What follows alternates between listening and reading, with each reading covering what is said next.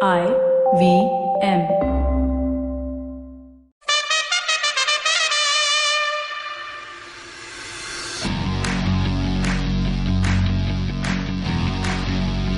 Hello and welcome to this midweek episode of the Edges and Sledges Cricket Podcast. This is DJ, your host for this midweek episode, and I'm joined by Ashwin.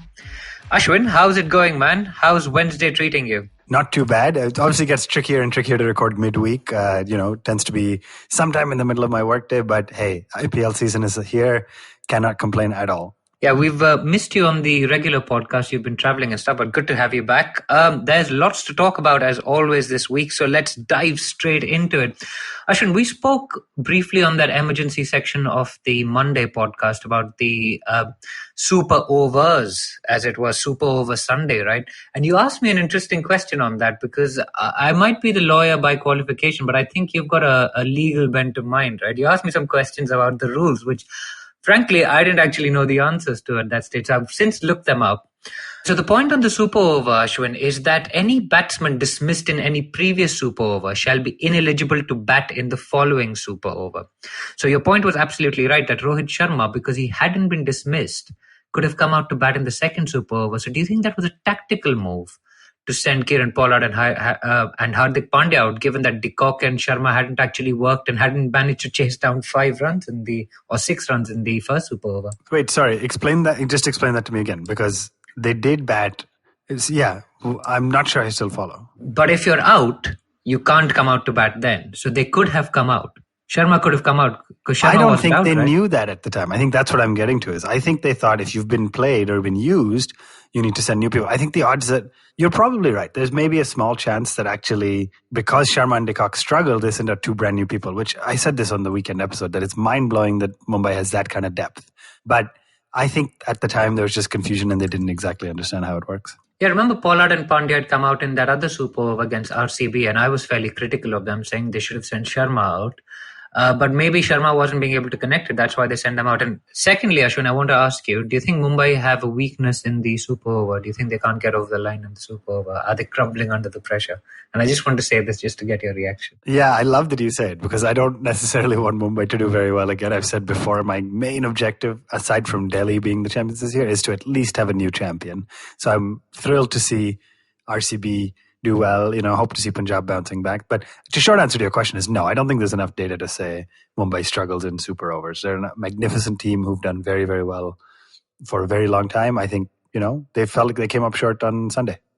Moving on. Ashwin, the Monday game was the Chennai Super Kings versus Rajasthan Royals game, right? And after the excitement of Super Sunday and Superover Sunday, I think you sent us a tweet which said that the Monday game was like going back to work, right? After a holiday. Yeah, I don't take credit for that. I think Harsha Bhogle tweeted it out, but basically said, after the crazy antics of the weekend, the Monday game felt a little bit like going back to a somber kind of Monday at the office.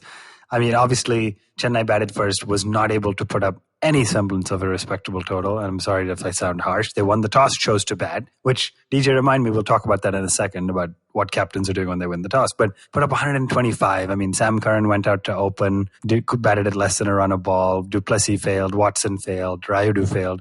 Dhoni came in at 5, consolidated as respectably as he could. Interestingly, Jadeja at 6 has proven to be a revelation for CSK.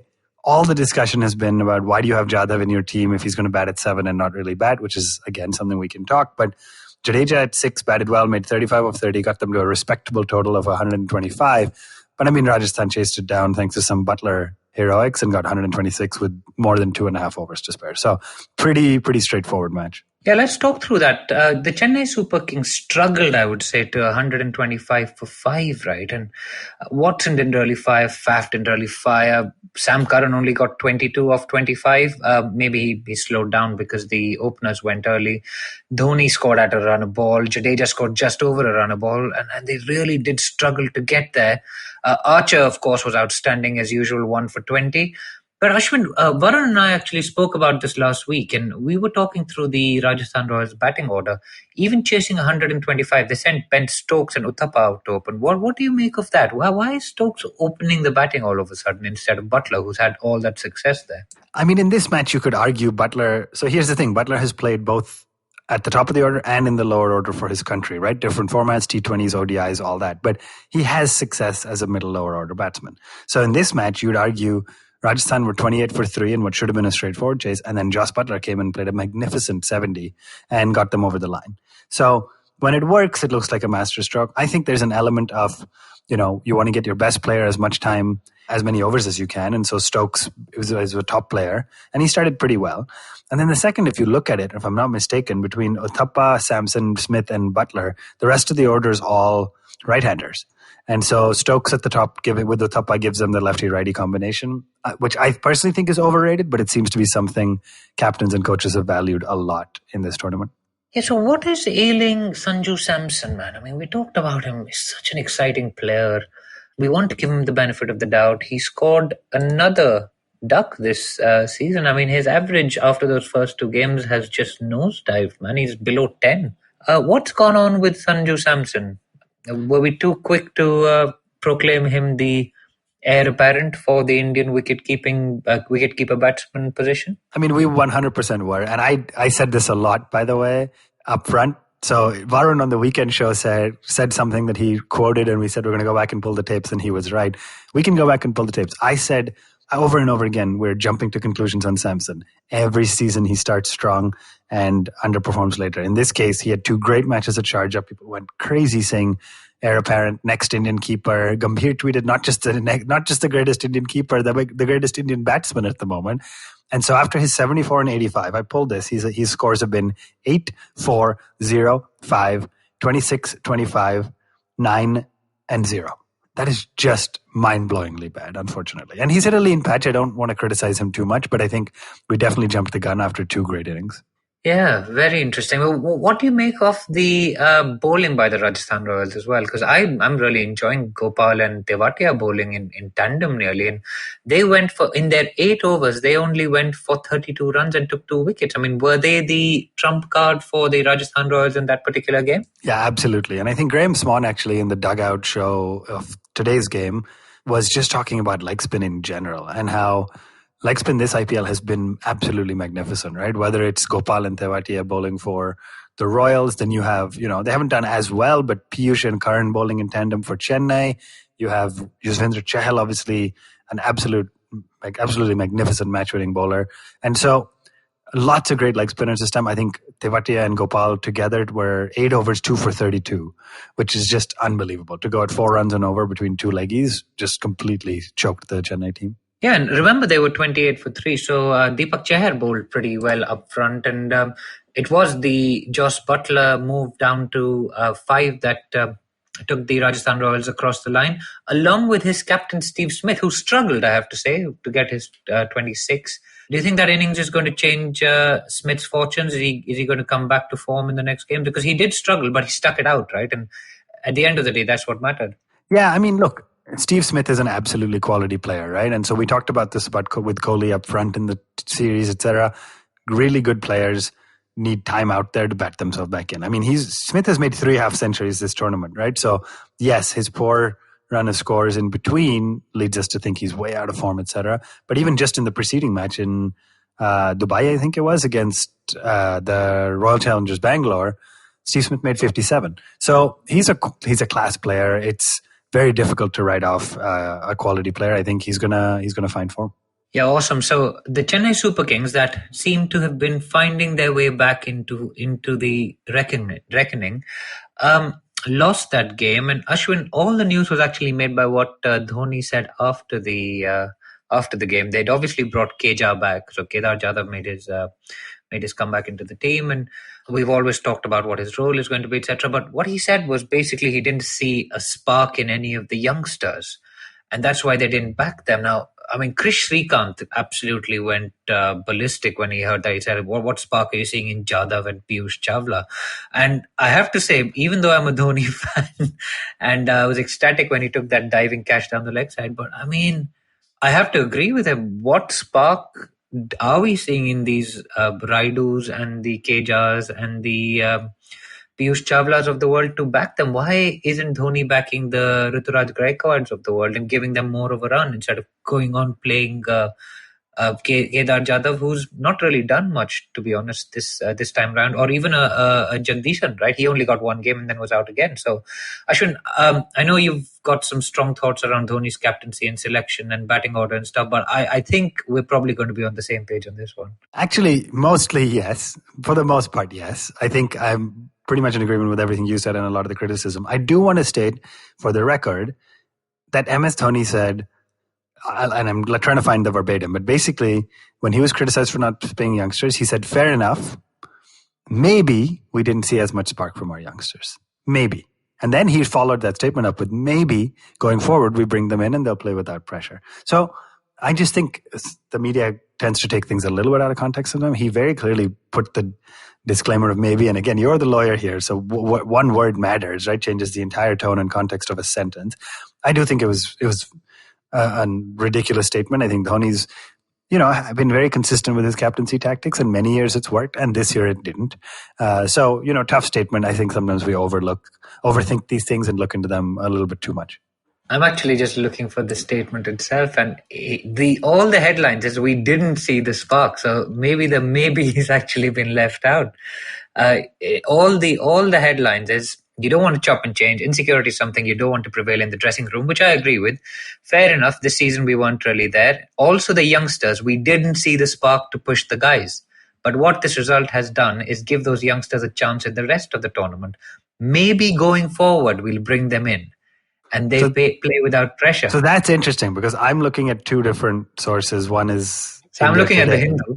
Yeah, mine is looking at India Today, which quotes him as having said maybe. So if anybody gets a chance to actually watch the video and just send us a tweet, send us a message, see which one is correct. Because if he didn't say maybe we didn't see a spark, then I think it does change the tone and it's a much more negative statement. Yeah, which is what I thought. I thought it was a crazy statement to make after you've just lost that game as well. I mean, but forget the statement. Do you think that they should be bringing in more youth into this team? Obviously, we've had all the dad's army jokes and all of that stuff that's gone on for a long time, but they are literally sitting at the bottom of the table right now. They need a walking stick to get out of bed. So what's going on? Do they need to complete overall, which they can't actually do, right, until the mega auction comes around? And does Dhoni need to sit out, or does he perform a Shane Warne kind of role for the Rajasthan Royals? And all of this, I say, as it pains me, because once Dhoni goes from the IPL, we will never see him and his incredible wicket keeping and his 102-meter sixes and stuff. And for me, life will be changed forever and ever. But I mean, do we just need to accept it's time for him to even leave the IPL? He's not playing international cricket anyway. But are the stakes high enough in the IPL for the owners and the team management to say, MS, you need to play a guiding role. You can't be the man who does everything. You need to hang your boots up, or you need to take a back seat and let the youngsters take over. Yeah, great question. I do not think we're there yet about MS Dhoni. I think he's incredibly talented. He probably has the ability beyond many other cricketers. So you asked a lot of different things there. I'm not jumping to the conclusion that he needs to hang up his boots in IPL yet. I do think Chennai needs to try some different things. For example, Watson, and I guess Faf had a good season, but Watson, for example, was ridiculous that he keeps playing. You have Tahir on the bench. So that's not quite answering the question of younger talent, but you got to try different things. You got to, when you're consistently losing with the consistently same formula where you're just not able to put up enough runs with the bat. I mean, I think Chennai's squad was weak from a batting standpoint. There's no question about that. Definitely weak from an Indian batting standpoint. But yeah, I think it's too soon to say it's the end for Dhoni. I think he's a magnificent leader and a great strategic brain. He needs to shake things up and try different things. Yeah, you know what they say, change a losing game, don't change a winning game. They're currently on a losing streak and they are in danger of not making the playoffs for the first time in their history. And we're at that stage in the tournament where already the combinations and the articles have started coming out. Who needs to lose to whom, for whom to make the top four, right? So maybe we'll move on to the next game, Ashwin, which made it very interesting. All of this has happened because the Kings 11 Punjab can't seem to win the easy games, but seem to be the giant killers. They've beaten everyone in the top three. They've beaten the Mumbai Indians, they've beaten the RCB twice, and they beat the Delhi Capitals, chasing down 164 for 5 with 1 over to spare. Ashwin, what went on Tuesday in this Delhi Capitals versus the Kings 11 Punjab game? Of course, Dhawan scored 100, so maybe he was just proving a point to me, who has gone on record and said he needs to forget about an India recall for the T20 game. Yeah, I mean, unbelievable, right? I think you said it without hashing out too much of the details.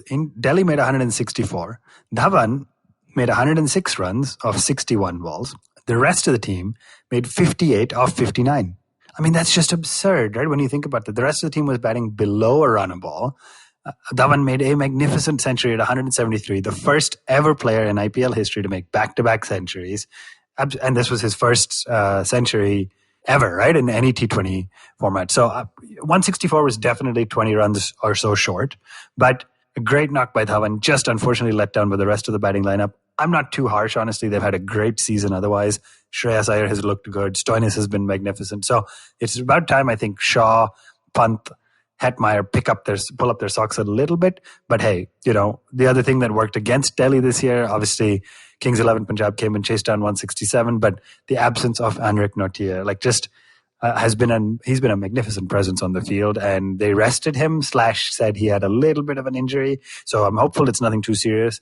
Daniel Sams didn't make too much of an impact in his first outing, and hopefully we have Nokia back, and the composition that's worked so well for Delhi comes back this weekend. Yeah, and I definitely think that Andre Nokia was definitely the difference between the teams, because when we saw it, every time Rabada came to bowl, he looked like taking a wicket, right? So it just shows how much Delhi have depended on these guys this season to get where they are, which is right now at the top of the table. But Ashwin, let's pick up on Prithvi Shaw, right?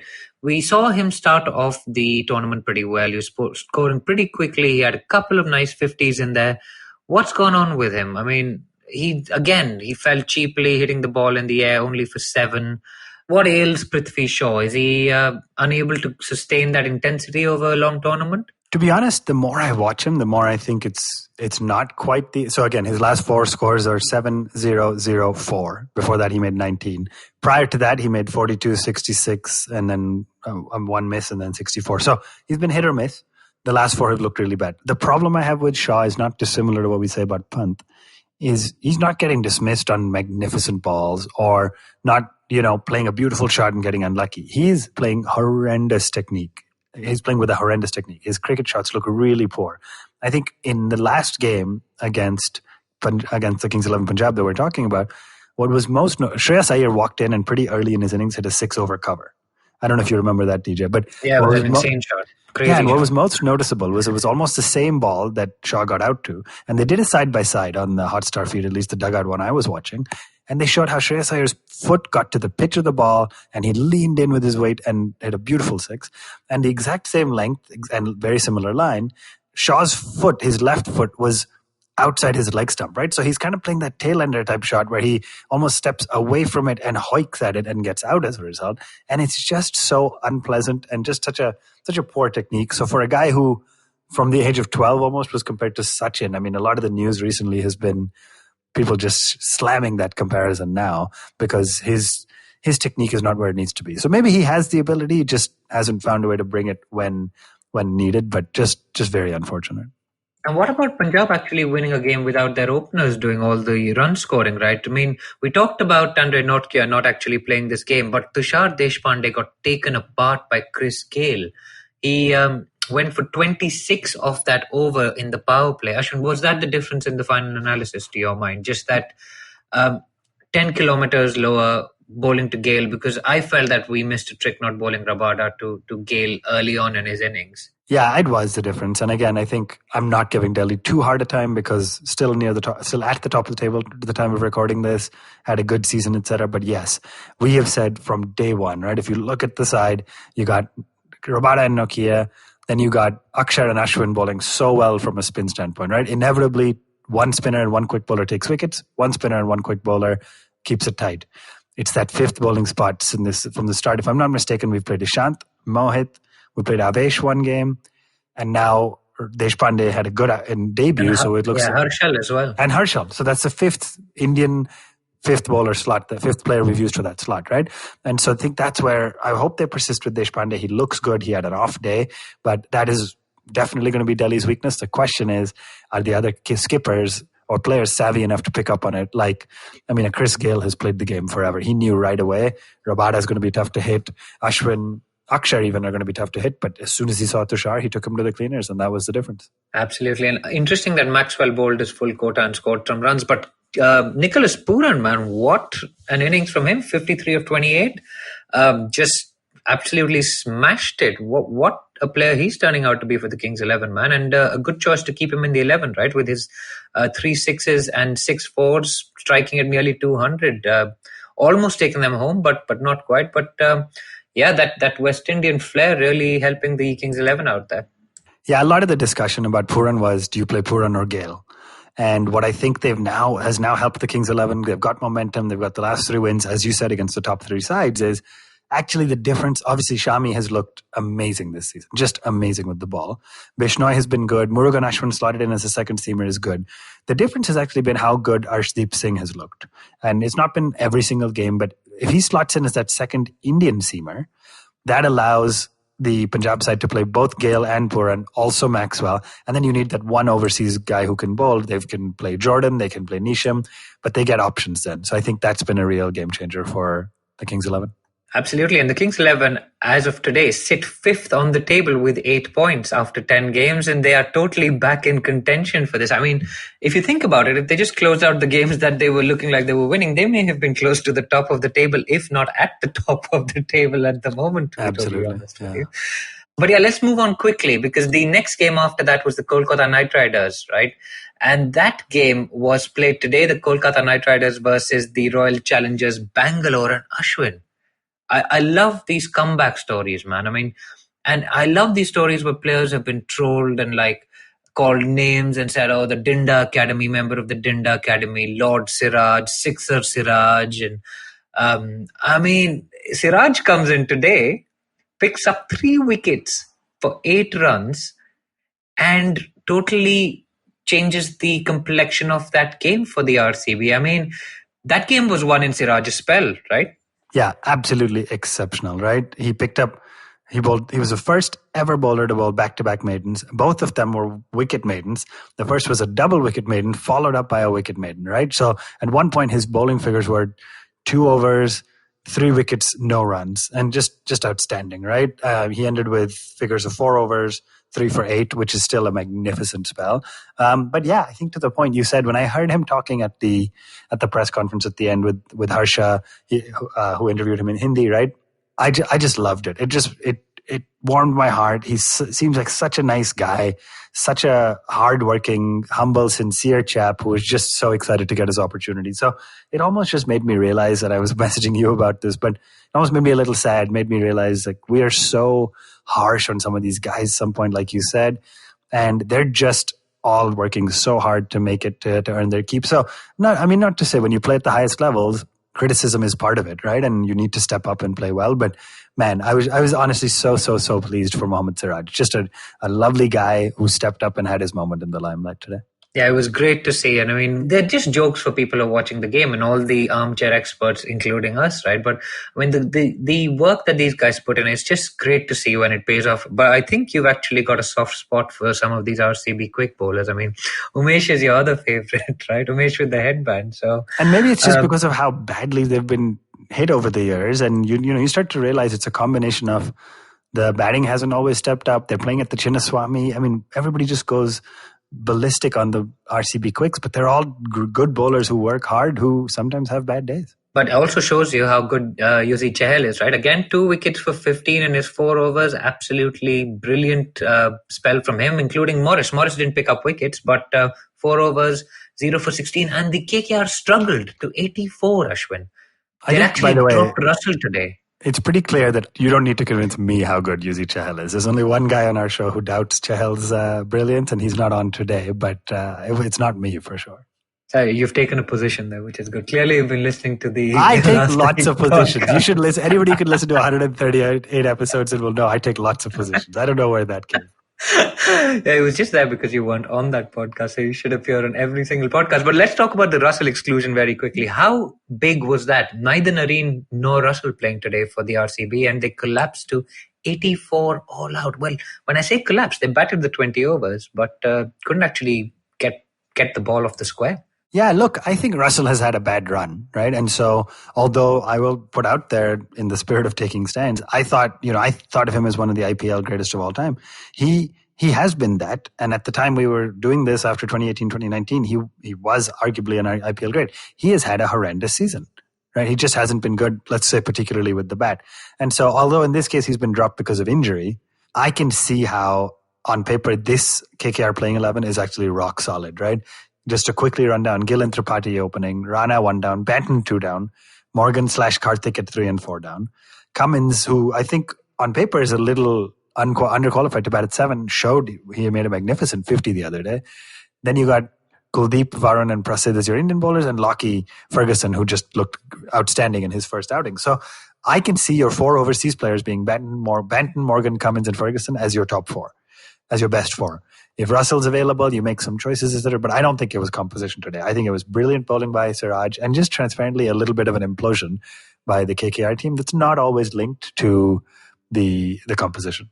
Yeah, so the RCB, with that win, moved to number 2 on the table, joint on 14 points with the Delhi Capitals, but with a slightly worse net run rate. So, Ashwin, we are now at a stage where Delhi Capitals topping the table 14 points, RCB 14 points, Mumbai Indians 1 game in hand 12 points. Assuming they win the next one, we'll have 3 people on 14 points. KKR now on 10 points and Kings 11 just 1 win away from them. The SRH probably out of it, but the Rajasthan Royals are in it with 8 points as well. What do you make of the struggle? Because there's a game within a game, isn't there? There's one at the top of the table with a struggle to finish in the top 2 and 2 chances to get to the final. And the other one is to seal that 4th playoff spot. So, Ashwin, I'm going to put you on the spot and ask you who's going to be the top 2, who's going to finish top 2 with 10 games done, and who is going to take that 4th playoff spot to your mind? Yeah, big questions. So I have to believe on form, Mumbai and Delhi will be top 2, right? RCB is looking great right now, but I just, they have a history of underperforming. They're probably going to have one rough game. And by the way, if it comes to a tie, RCB has a lot of ground to make up to the other 2 teams on net run rate. So for me, top 2 are Delhi and Mumbai. I think who seals that 4th playoff spot is really tough. It's looking to me like if I eliminate, like Chennai's done, Hyderabad could come back, but looking unlikely. I'm going to say it's between Punjab and KKR. And if making a prediction, I'm going to go with KKR because I think they have the big names to do it. So Delhi, Mumbai is top 2. RCB is 3rd. KKR is 4th. That's where I'm thinking it's going. Awesome. So I'm going to go a little bit different. I'm hoping DC and RCB finish top 2 because then we can have DC RCB. If you're going with hope, I'm 100% aligned. I want to hope that too. I think what I think is going to happen is different to what I hope happens. But yeah, anyway, sorry to interrupt. Well, we shouldn't be anyone predicting. I think we're both sitting in the 40s or the 50s of our fantasy cricket league. But I'm still in front of you, so. Just about. A few points more. Points are points. Today nobody got any points, right? That's like coming 5th and saying I just missed the playoffs by a few points. So point's a point, man. That's true. But there's still some way to go in this game. But Ashwin, very quickly, I just want to announce that we've actually been authorized to release some prizes for the winner of our fantasy cricket league. How exciting is that? We can give away 3 t-shirts, Edges and Sledges t-shirts. Very, very cool. I love the design you created. It's super exciting. I don't have an Edges and Sledges t-shirt. I want one too, but of course I need to win. I need to move up by about 40 spots to earn it and win it. So very exciting. Yeah, it is very cool. So we'll announce more details of it. Unfortunately, we can only have it posted to an Indian address. So if you do live abroad, you'll need to give us your Indian address along with your size and stuff. And yeah, it'll be a pretty cool little thing to have. It'll be the top 3 players in the fantasy league, and we'll do an update at the end of this week. But guys, as always, thank you very much for joining us this week. We are on Twitter, Facebook, and Instagram. I know some of you guys have been writing in, so thank you for that. Also, we are on Discord, where we talk about the games every day while the games are on. So that's been really fun. There's lots of people on there, some of which are giving ball-by-ball commentary as well, which makes you wonder what they do during the day. But all good banter. And yeah, we will see you next Monday with a KKR special if the fans are willing to appear on the show after today's performance.